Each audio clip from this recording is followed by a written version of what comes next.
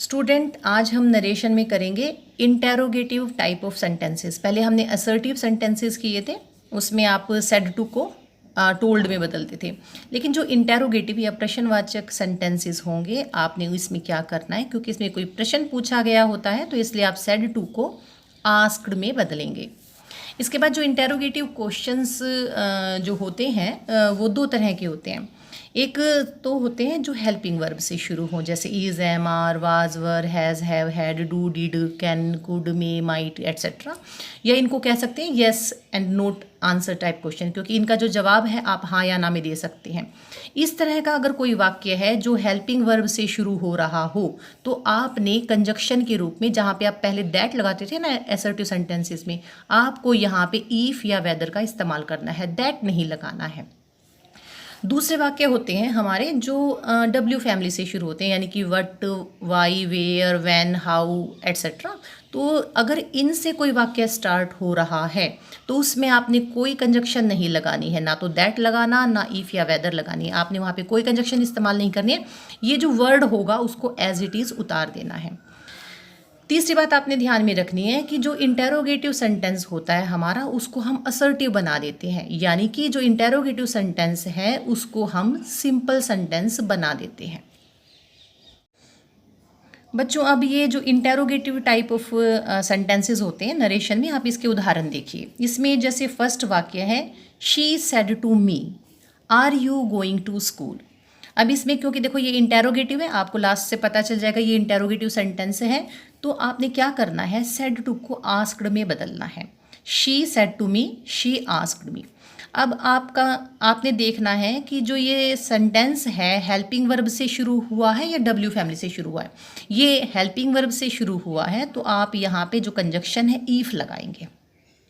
फिर आपको ये ध्यान में रखना है, क्योंकि ये हमारा इंटेरोगेटिव है और हमें इसका असर्टिव सेंटेंस बनाना है, यानी कि सिंपल वाक्य बनाना है, इंटेरोगेटिव नहीं बनाना।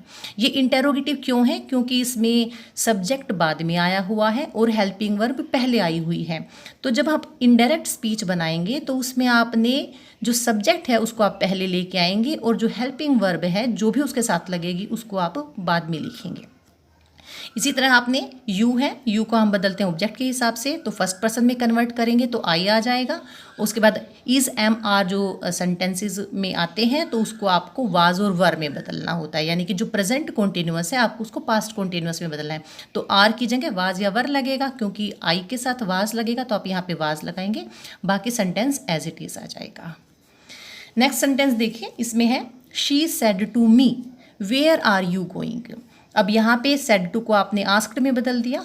अब यहाँ पे जो ये सेंटेंस है ये वेयर से शुरू है, यस नो टाइप नहीं है, तो इसने यहाँ पे आपने कोई कंजक्शन नहीं लगानी है।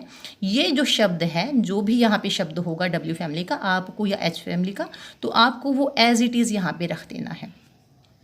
इसको रखने के बाद वही प्रोसेस आपने करनी है, क्योंकि यहाँ ये इंटेरोगेटिव है, आपको असर्टिव सेंटेंस बनाना है, तो आप सब्जेक्ट को पहले रखेंगे और वर्ब को बाद में रखेंगे। यू को आप फर्स्ट पर्सन में कन्वर्ट करेंगे, आई आ जाएगा, और आर को आप वाज या वर लगाएंगे तो वाज लग जाएगा और गोइंग।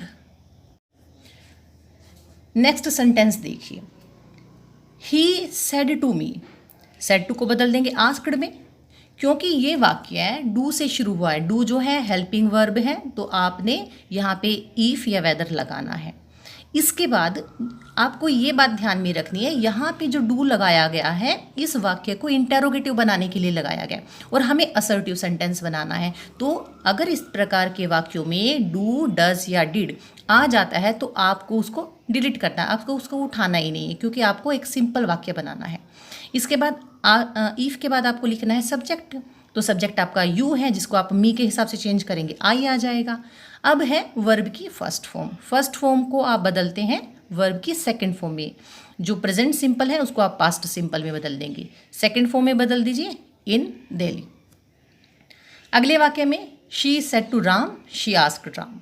विल से शुरू है, विल क्या है, हेल्पिंग वर्ब है, यस नो टाइप क्वेश्चन है ये। विल यू टेक टी, क्या आप चाय लेंगे, हाँ या ना में आप इसका जवाब दे सकते हैं, तो इसलिए यहाँ पे कंजक्शन लगेगी इफ या वेदर।